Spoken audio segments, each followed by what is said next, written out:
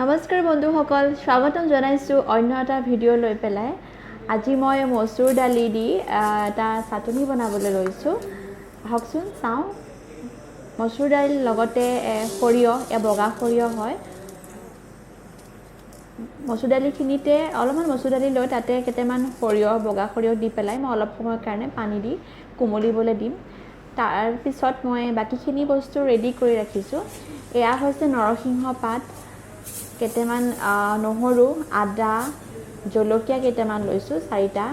এয়া ধনিয়া, মোৰ ইটো ধনিয়া নাছিলে কাৰণে মই এইটো বঙালী ধনিয়া বুলি কয়, এইটো ল'লোঁ। আৰু কেইটামান মচন্দৰী পাত ধুনীয়াকৈ ধুই পেলাই ৰেডি কৰি লৈছোঁ।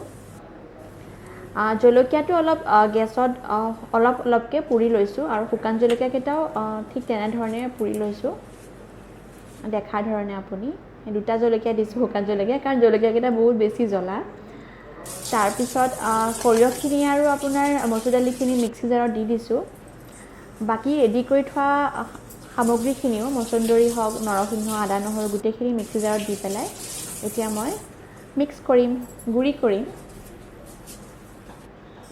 আৰু নিমখো আন্দাজমতে দি দিছোঁ, তেতিয়া গুড়িটো ধুনীয়াকৈ হৈ যায় আৰু মিক্সটো ধুনীয়া হৈ যায়।